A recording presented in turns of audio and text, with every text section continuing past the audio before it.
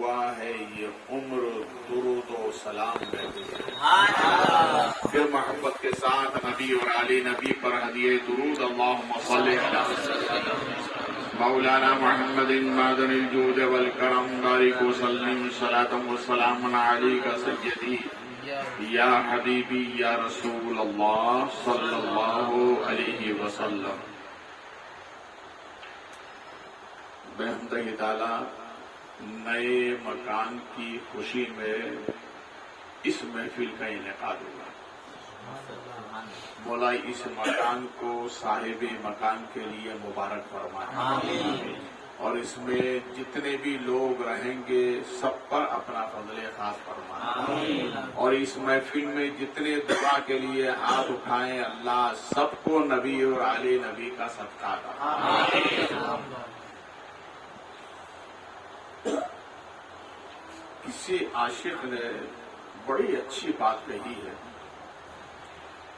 وہ یوں کہتا ہے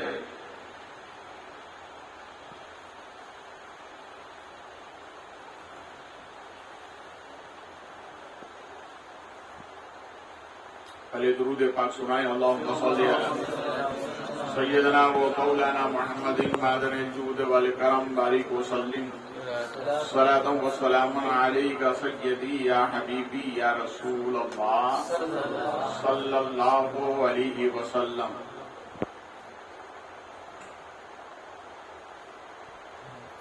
جسم میں جب سے میرے روح آ گئی. سبحان اللہ. جسم میں جب سے میرے روح آ گئی تازگی دیکھو مدینے کی فضا آ گئی.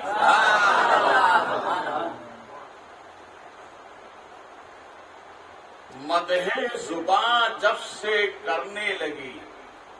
یہ زباں مدح زباں جب سے یہ کرنے لگی حق کی رحمت گناہوں کو دھونے لگی. حق کی رحمت گناہوں کو بولیے. ارے بھیا ابھی آپ نعت خواں حضرات کو نوٹوں سے داد دے رہے تھے, مجھے کم ہوٹوں سے داد دے دو.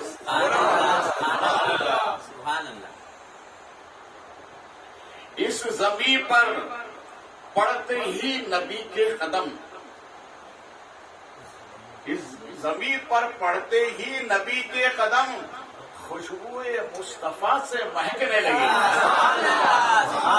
خوشبوئے مصطفیٰ سے مہکنے لگی.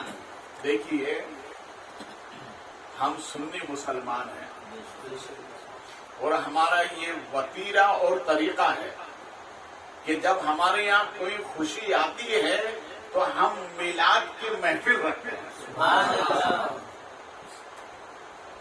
جشن میلاد النبی. سبحان اللہ. اس لیے کہ ہمارے نبی جب دنیا میں آئے تو کائنات میں خوشی بٹی ہے. سبحان اللہ. دیکھیے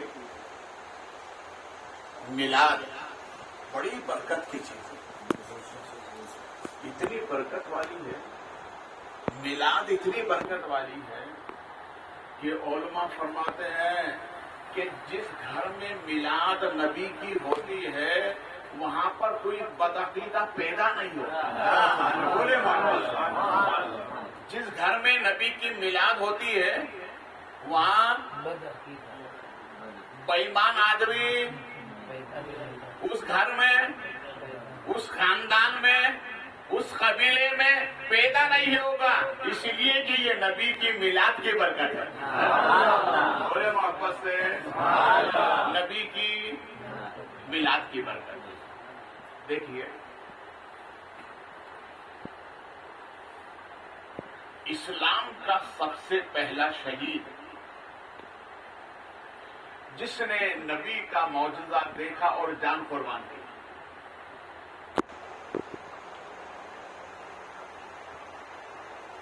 جب رسول پاک صلی اللہ علیہ وسلم سرکار نے جیسے ہی زمین پر قدم رکھا نور ظاہر ہوا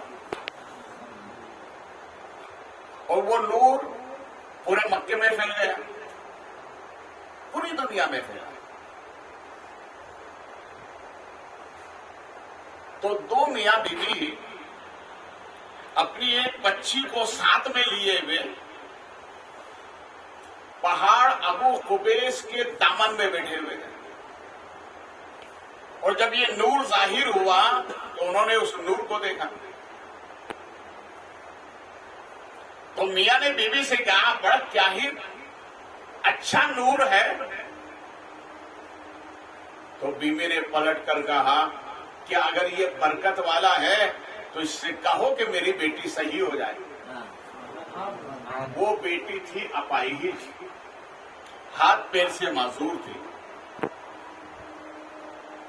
جب بیوی نے جب یوں کہا تو اس نے حسرت بڑھی نظروں سے دیکھا تو اندر سے نور سے آواز آتی ہے، اگر تیری بیٹی کو صحیح کرنا ہے تو مکے میں نبی پیدا ہو گیا، جب ان کی خدمت میں لے کر جاؤ یہ بچی صحیح ہو جائے گی۔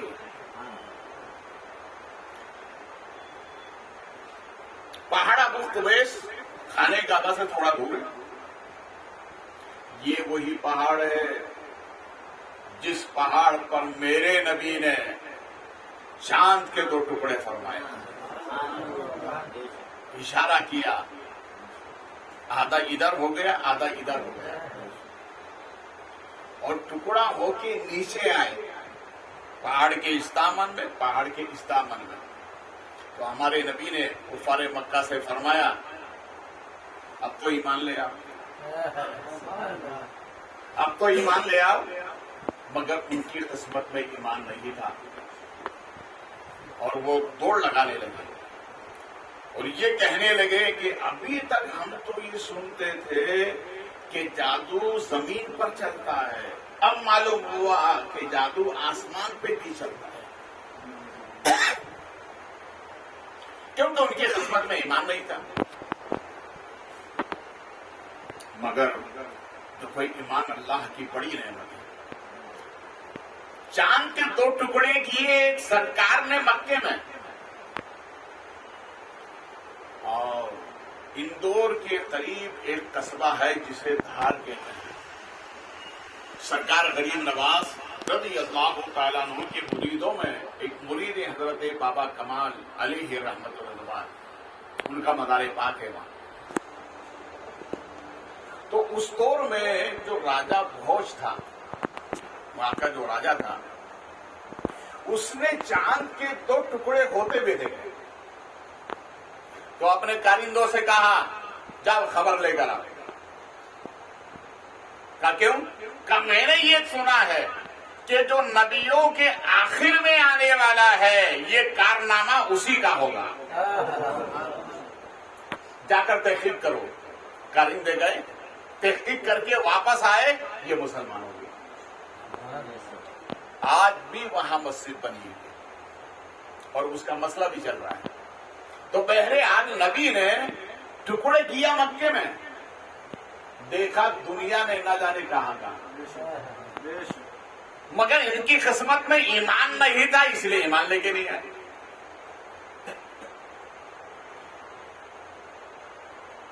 یہ جیسے ہی میاں بیوی مکے پہنچے، بچی بیمار ہے، اپاہج ہے،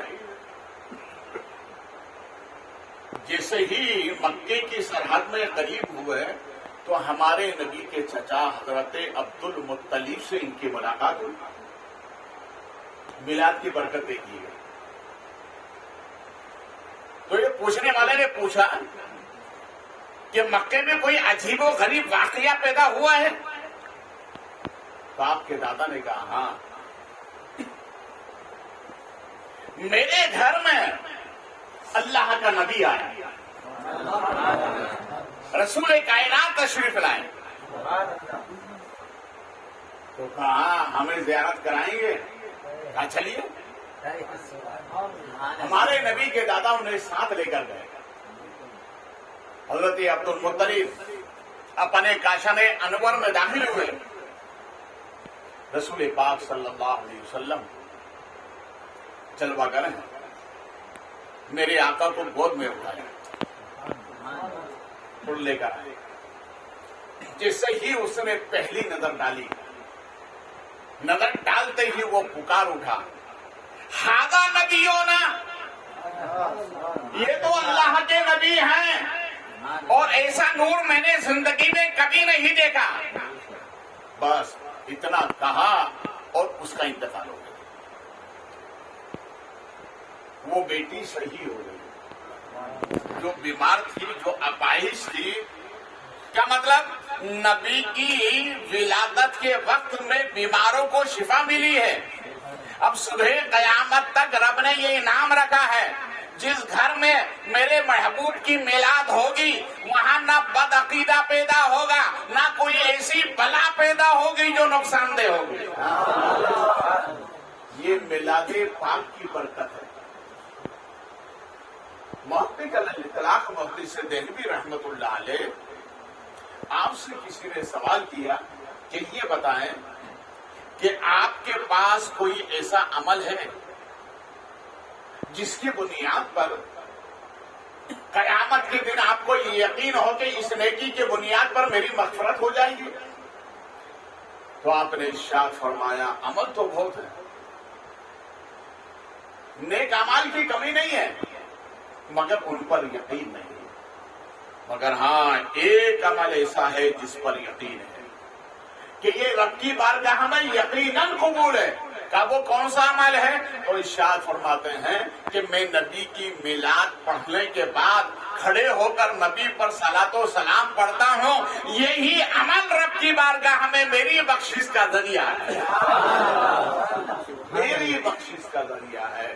اس لیے بے حمدہ تعالی ہم ہماری خوشی کے موقع پر نبی کی میلاد سے ابتدا کریں تاکہ ہمیشہ میلاد نبی کی برکت ہو.